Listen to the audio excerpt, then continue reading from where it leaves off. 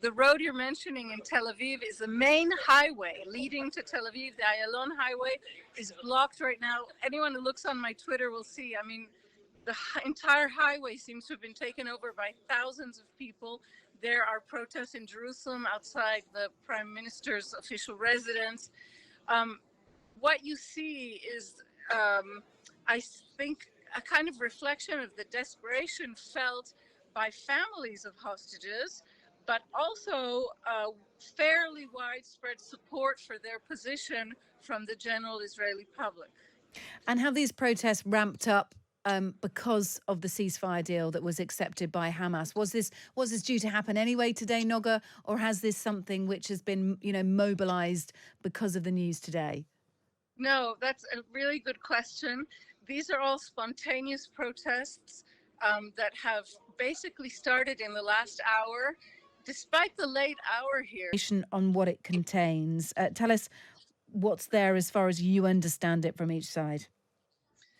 Well, I think the most important bit of news we've gotten in the last hour or so came from John Kirby at the White House briefing, and he said that Hamas's acceptance of the terms of this deal were a result of CIA Director William Burns' current tour in the Middle East.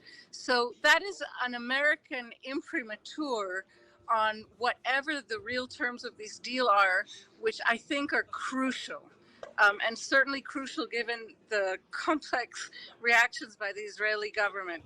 So as much as the Israeli government has tried to insinuate that they were tricked, that they didn't see the terms of this deal, that Egypt and Qatar kind of, made a proposal to Hamas that Israel hasn't seen, hearing the White House say that this is a result of the CIA director's work, while he's still in the Middle East and in fact is expected in Israel tomorrow, this seems to kind of shoehorn the Netanyahu government into having to say, well, we're accepting it or we're rejecting it as is, and this is an American accepted deal. That's really interesting. And it, of course, comes with the background of protests in Tel Aviv. Noga, I've been seeing pictures of families of people being held hostage by Hamas, blocking a pretty main road in Tel Aviv, urging the Israeli Prime Minister to accept a deal. It's much more than that, Kay. In all of Israel's main cities, from Haifa in the north to Beersheba in the south, there are thousands of people out on the streets right now. The road you're mentioning in Tel Aviv is the main highway leading to Tel Aviv. The Ayalon highway is blocked right now. Anyone who looks on my Twitter will see. I mean, the entire highway seems to have been taken over by thousands of people. There are protests in Jerusalem outside the Prime Minister's official residence.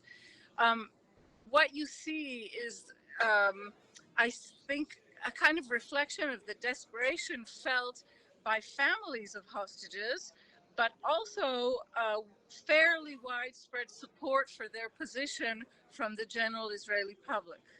And have these protests ramped up because of the ceasefire deal that was accepted by Hamas? Was this due to happen anyway today, Noga, or has this something which has been, mobilised because of the news today?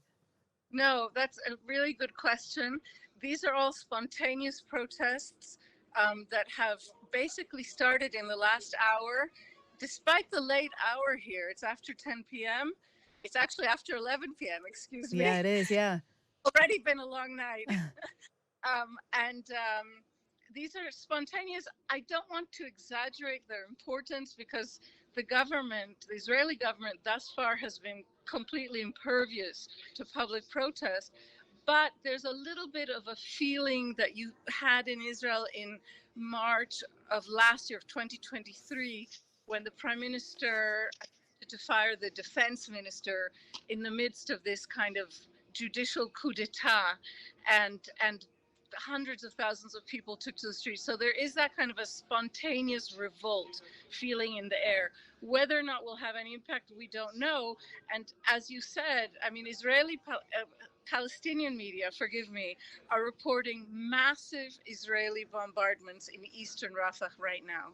Yeah, they certainly are. Look, many people will ask, because of the domestic pressure at home on the Israeli Prime Minister, does he have to signal that he's taking a ceasefire seriously? He said that he's going to send some more Israeli peace negotiators to Cairo to see if there's anything there. Is that virtue signaling, or is there a genuine appetite for a ceasefire deal from Israel's point of view right now at this moment, Noga? How do you interpret it? Well, I'm going to quote the American Vice President, Kamala Harris, who said that in this complicated situation, it's important to differentiate between the people of Israel and the government of Israel, because all polls show a majority of the Israeli public wanting a deal that will release the hostages still held. So there are more than 130 Israeli hostages still held by Hamas. They were kidnapped from their homes by and large. What is it now? 7 months ago, on October 7th. And none have been released since there was a hostage for prisoners exchange at the end of November. So among Israelis, there's a widespread desire for this to happen. I'm not sure that includes a desire for a complete halt, a complete cessation of hostilities, but certainly a deal that would be a long-term truce. There's also international pressure, extraordinary international pressure on Netanyahu to move in that direction. That said, neither a majority of his own citizens nor really extreme diplomatic pressure against him in the international arena has moved Netanyahu thus far, and he has his own political interests.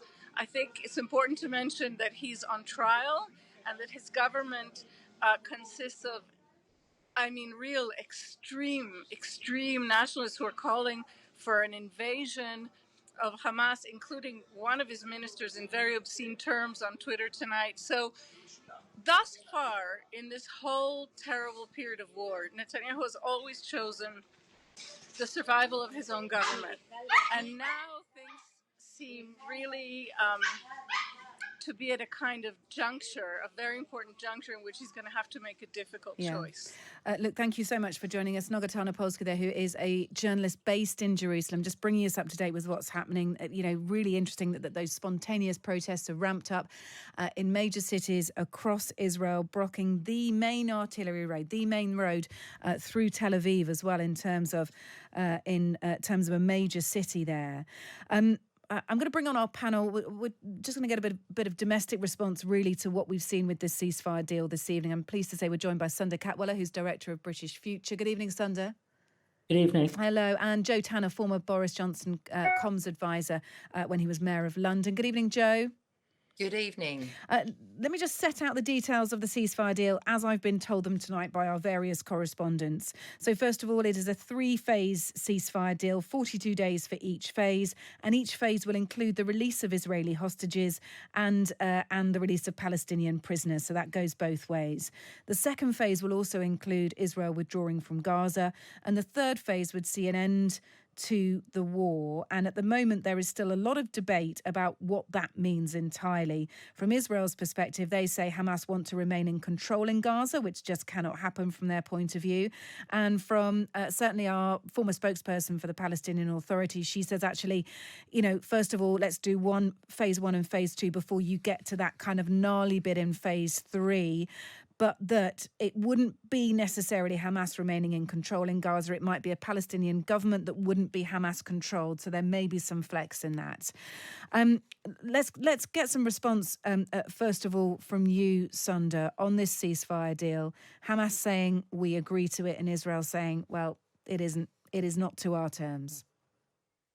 Well, I think everybody around the world is, watching, holding their breath and hoping something comes out of that. There's a lot of diplomatic pressure on both sides from people who can influence them. Qatar, Egypt on Hamas, the Americans on Israel. There's a lot of domestic politics in Israel, as you've been saying, but such a dangerous moment as well, because a lot in the detail here. Everyone in this country, almost everyone in this country, would like to see, a cessation, hostages released, humanitarian aid in, and then to think about the horizon of peace. And there's so many hurdles in that phase, but at the same time, you're seeing a potential escalation of the war, almost as adjacent to the negotiations, an alternative to the negotiations, and such a dangerous situation in Rafah. So everyone will be hoping that the American government, in particular, the British government supporting it, can bring about the pressure on Israel and the Middle Eastern states, can bring about the pressure on Hamas and get to the next stage of working out what happens when the war stops. Joe, a couple of interesting points that we've been able to garner this evening. First of all, Israel accusing Hamas of using the ceasefire deal as a ruse to stop the ground invasion into Rafah. And what's interesting about that, as Noga Tarnopolsky, the journalist based in Jerusalem, has just said to us, well, actually, we know that William Burns, the former CIA director, has been in the region and was party to some of these discussions, so that there has been USA influence in these discussions. So if it's just a ruse, then that would involve America as well. So that could be an unlikely story, is the insinuation there. The other aspect here is what happens domestically. Sadiq Khan has on Twitter said the government must publicly call for an urgent ceasefire and implore Israel to end this heart-rending attack on Rafah. A full-scale attack would be a tragedy, killing countless more innocent Palestinians, displacing families and making it harder than ever to provide life-saving aid. Is that gesture politics from Sadiq Khan? Does he fully understand why Israel have been unable to accept the terms of this ceasefire deal? The major sticking point from Israel's perspective is that they feel there may be a very good chance that Hamas remains in control in Gaza. I mean, I don't know what Sadiq Khan does or doesn't understand, but I think it was clear from the election results that we saw from the local elections last week and that emerged over the last few days that certainly the issue of, well, the strength of feeling, shall I say, in certain areas about the issue of Gaza and the position that politicians in the UK have taken is certainly a concern for several, many people. Some people use the local elections as a way to vote and express that. I think we weren't really sure where it was going to go in terms of that. We've seen some of the votes that were expected for Labour appear to have shifted. 18% drop in the Labour vote in areas of England where more than a fifth of people identify as Muslim. So it's definitely something that we knew the Labour leadership were going to have to look at. And I think Sadiq Khan's just kind of getting ahead of that, essentially, because, he's the mayor of a city. He's just been re-elected mayor of a city. He is going to call for it, isn't he? But based on what I'm hearing from Israel, and I've been trying to hear from both sides this evening, it does look like gesture politics. It looks pretty naive for the mayor of London to be calling for a ceasefire when not even we understand every single intricate point of that ceasefire deal. Yeah, and I think that's the bigger point. I think it's fair enough for people to say we want a ceasefire and to make some observations about how that ceasefire could come about.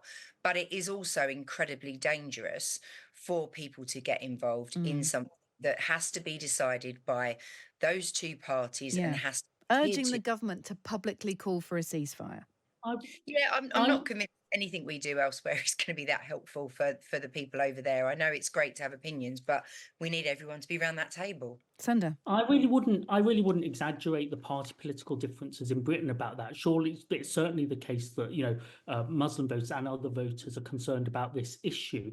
But David Cameron and Keir Starmer have essentially the same position on this. I think the kind of deal we're seeing and the kind of attempt to stop the escalation in Rafah are very much where the government position is, as well as the opposition position. It's strange in a way that there's been more pressure on the leader of the opposition than the government. But I think almost everybody in British politics has had this kind of goal